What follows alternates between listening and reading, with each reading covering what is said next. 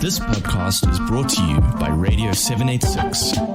In the Democratic Republic of the Congo, the battles continue for control. The DRC has now brought a case against Rwanda alleging violations of the African Charter on Human and People's Rights. It's the first interstate dispute before the court, which could set a crucial precedent for how human rights enforcement happens on the continent. Joining us now to discuss the implications of the case and its potential to encourage peaceful dispute resolution across the African continent, we're now joined by the Executive Director of the Center for the Study of Violence and Reconciliation, Annah Moyo Kupeta. Good morning and welcome, Annah. Thank you. Good morning. Okay, so we sit, just by means of background, in the DRC, which is sort of Central Africa, a conflict situation which there's a rebel group calling itself M23. It's a bit of a fallout of a former military men within the Congolese government and others that are largely Tutsis but Rwandan speaking that live on the borderline there, that have led an insurgency over the last couple of years. They control vast parts of land which beneath it lies very crucial minerals that they also sell to largely European and Asian companies that buy those minerals. And they've been marching onto the capitals, of course, to try and take control. And the DRC, for its part, has had very little appetite to entertain a conversation with them, about how to deal with this conflict. And they being the M23, are being accused of having support from Rwanda and Uganda as well, for that matter. And so we sit now with a potential application to an international court for this matter to be heard. And I am wondering whether it can set a precedent for how intercontinental disputes between neighboring countries, for instance, could find a resolution, in a setting, for instance, such as the case being brought now by the DRC against Rwanda. Thank you, Tashreeq. Yes, when you look at the African Court on Human and People's Rights and its mandate, it has a protective mandate. And the basically on all rights, it protects all the rights in the enshrined in the African Charter on Human and People's Rights. And given its jurisdiction, particularly Articles 3 and 7 of the protocol establishing the African Court, state parties can literally bring cases before the African Court on each other. So it allows for interstate litigation, basically where a member state can take another member state for violating some of the rights enshrined in the African Charter. You are right, this is the first of its kind. This is the first interstate litigation before the African Court. Although the provisions have been there, we have seen predominantly civil society organizations and individuals taking cases to the African Court. And also we have seen the African Commission itself, in terms of the rules of procedure, taking some cases to the African Court. But we've never seen a member state taking another member state for violating rights within its territory to the African Court on Human and People's Rights. So this will be a game changer, and we are watching this case with a lot of interest because it can really open avenues for other member states to do the same in the future. How serious of a court is this? It's a judicial process, so it must have some validity to it. But do member states take it in any form serious? And its impact in whatever decision it may well arrive at, that decision could potentially have members bound to whatever the verdict and the outcome is. Yes, it is a serious court. I think that the biggest challenge is around enforcement of the judgments that the court makes, and basically this is a widespread concern that we have. It has binding powers. Its decisions are binding on member states. and where a member state has been found to have violated human rights, it can either be called upon to pay reparations or to pay damages and so forth. I think the only challenge, Tashrik, is that it's not a criminal court. Therefore, whoever is the perpetrator cannot be arrested or cannot be convicted. But true to the nature of it being a human rights court, a country in question that would have violated specific rights enshrined in the African Charter can be held accountable and can be called upon in the judgment to effect remedy, to pay reparations or damages, and so forth.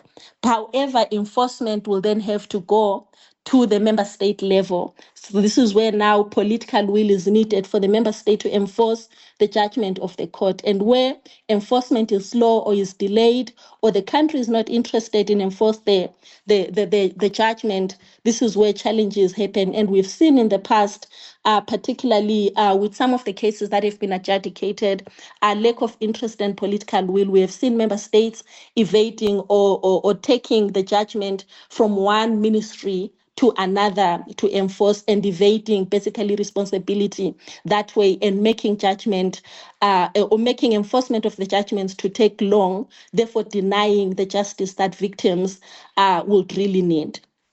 So what would look? I mean, this is precedent setting in the sense that it is, a sort of continental scenario in which countries that are member states, could bring a case against another.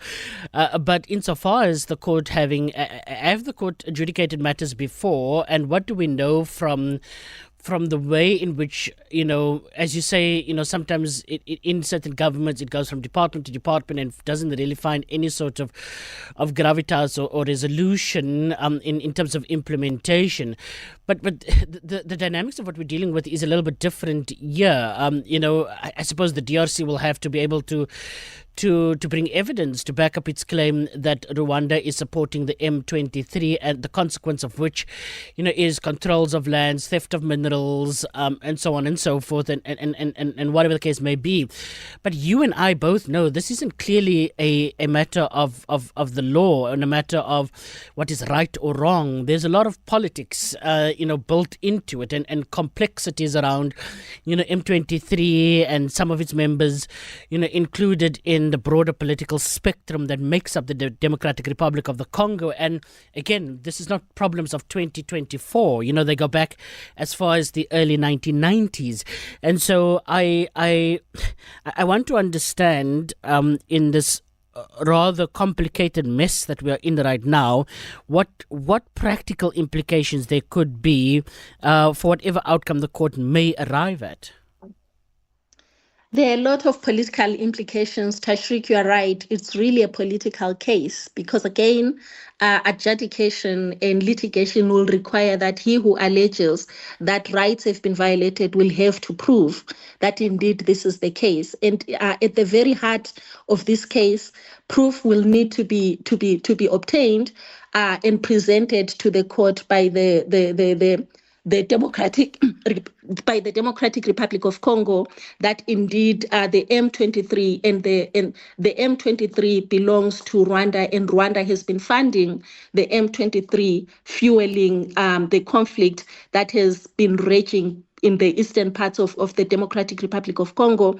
And also there has to be proof again of the allegations that the Rwandan troops have been supporting the M23 by and that Rwanda has actually sent troops. I think the allegations currently in the media is that about 4,000 Rwandese troops are currently supporting the M23, and they are in the Democratic Republic of Congo currently, and helping the M23 to take over territory. All of this will have to be proved. Allegations alone are not enough. So it's really a case that needs to be watched in terms of the evidence and presenting the evidence. I think we've seen the UN Security Council, I think just a few days ago, also calling for Rwanda, condemning Rwanda for supporting the M23. But all of these need evidence when now we go to litigation. So it's not on hearsay, it's not on media reports, but there has to be evidence directly linking Rwanda to the support that the M23 is receiving. And all of this will call for evidence. So evidence is basically what will assist this case to go forward. And again, Rwanda has been denying these claims from January until now. Rwanda is denying that it has been supporting the M23 and that it has troops on the ground in the Democratic Republic of Congo right now. So we really need the evidence when now we are going into litigation. And the issues around enforcement are a different case altogether. Everything hinges basically on whether the Democratic Republic of Congo can produce evidence to the allegations that they have tabled before the African Court on Human and People's Rights. Given the attitude by some nation states, i.e., the United States, I think is uppermost of in my mind at the moment. As a nation state that simply has, first of all, not ratified, for instance, the legislation around the International Criminal Court and at least their commitment to being held accountable there, right? There's no jurisdiction at the moment that the ICC has over a country, for instance, like the United States. But like in the case of the International Court of Justice, where South Africa brought this case, to the ICJ against Israel, we saw in that particular example how the entire world was watching. There wasn't like, oh, this is just a little African conflict, on a continent there that, needs, them to be focused on. The entire world was watching as South Africa brought this case against Israel at the ICJ, and, the hearings that were held, that was televised all over the world. And we saw Israel there just completely, ignoring the necessity to preserve evidence, to stop the fighting, to allow for humanitarian aid to go in. There was just a simple ignoring of the outcomes of the court, and that, of course, will find ventilation elsewhere as the determinations are made, together with the International Criminal Court having later then issued arrest warrants for certain individuals, for instance, that they believed had been party to the conflict on both sides. The reason why I'm citing these two examples is that we see an increased amount of impunity that exists. And I don't even really want to make really the connections here between Rwanda being a friend of Israel, being a friend of the United States, etc., taking on, asylum seekers that go to the UK, and then the UK deports them to Rwanda, and then later they get sent on elsewhere, and how problematic from a human rights perspective that deal was. And so I'm purely looking at a pattern here for the way Rwanda has positioned itself, which makes me nervous, Anna, about whether Rwanda will commit itself to the African Charter on Human Rights and people's rights in this particular legal battle. Will they even, take this entire thing seriously, with the extent that if there were to be an order issued, and I don't want to predict what that order may well be, but if there were to be such, one that is even bland in nature, one that says, everybody just, stick to their own stuff, the guns need to be silenced, etc., so on and so forth. What sort of indications are there that Rwanda will abide? If so, they are ordered, to cease their communication and or their support of M23. If so, that is proven. I think that is basically the biggest challenge, and what everyone is watching, Tashreeq, because again, like I said before, enforcement of these decisions really requires the political will of the state, and the state actually accepting the decision, the judgment, and doing what it has been ordered to do by the judgment, adhering to the order. If it's reparations, paying the reparations. If it's damages, paying the damages. If it's a ceasefire, and withdrawing its troops and so forth, all of those can be part of the judgment. But again, it's really the state that will have to do this and take these steps in compliance with the judgment or the order that the court would have given. Again, just gauging by the response by the Rwandan government and the consistent denial that the Rwandan government has been making, particularly on this issue, whether the accusation is from the US, whether it's from the United Nations Security Council, or whether it's from the African Union and other member states in the ICGLR and other mediation efforts that have ensued since the conflict started.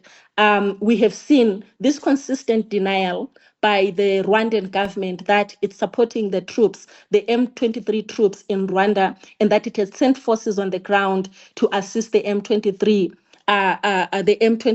in taking territory and so forth. So it has completely denied that it is actually in the Democratic Republic of Congo. So with this consistent denial, it's also very possible that when the judgment or the order is given by the African Court on the case, we will still see this denial, and they will continue to stand on their stance that they have done nothing wrong. And this actually puts any judgment or order in jeopardy. It means that it will not be willing to comply with any judgment from the court if such judgment has been given that finds the Rwandan government being responsible for committing human rights violations in the Congo, including the right to life of civilians who've been killed, scores of civilians who've been killed as part of this conflict, the killings that have happened, the mass killings, and so forth, and even just the threat to self-determination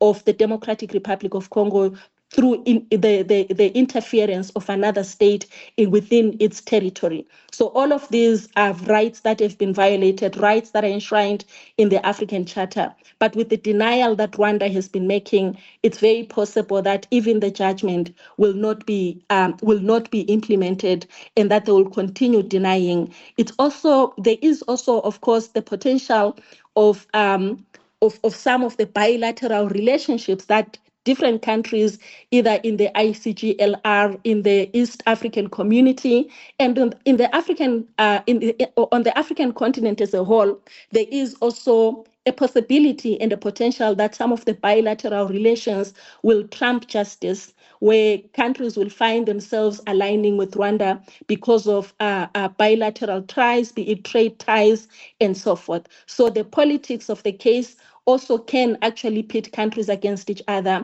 where friendships will be established, and those aligned with Rwanda or benefiting from economic ties with Rwanda, bilateral relationships with Rwanda, will also align themselves accordingly. And very few countries and we can find very few countries aligning with the Democratic Republic of Congo and taking steps calling out Rwanda on some of these atrocities and human rights violations that have happened. So there is a lot of politics that could actually trump justice, that could actually see countries aligning themselves, not along justice, but along benefits and economic and bilateral ties that they have with both of these countries. So the politics really does not, we cannot rule out politics trumping justice. And that's what we have seen with some of the countries from the international platforms also aligning themselves with specific countries,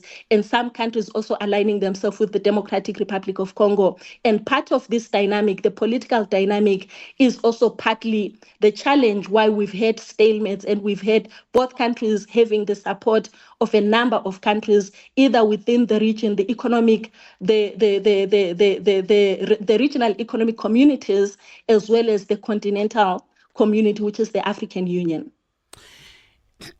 I suppose in a perfect world, Anna, if there is a commitment, to this court, this is the Africa Court on Human and People's Rights, that have already concluded a 2-day hearing into the case brought against Rwanda by the DRC, alleging violations of human rights, in relation to the armed conflict at the moment in the eastern parts of the DRC.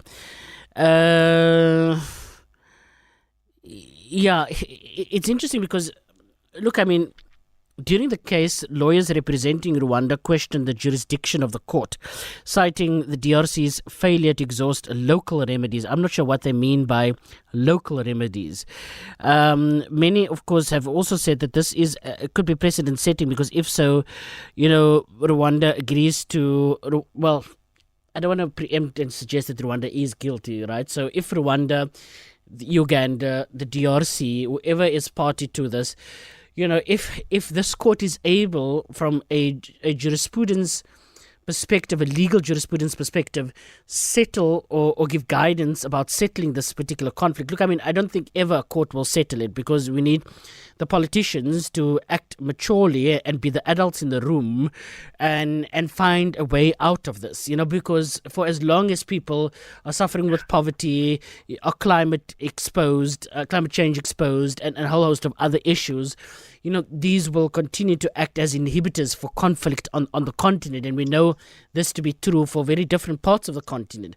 But if we have a precedent-setting case here that, is, and the court's order is abided, we could potentially look at Somalia, as our next focus area, the role of Kenya in that sort of region and conflict there as well.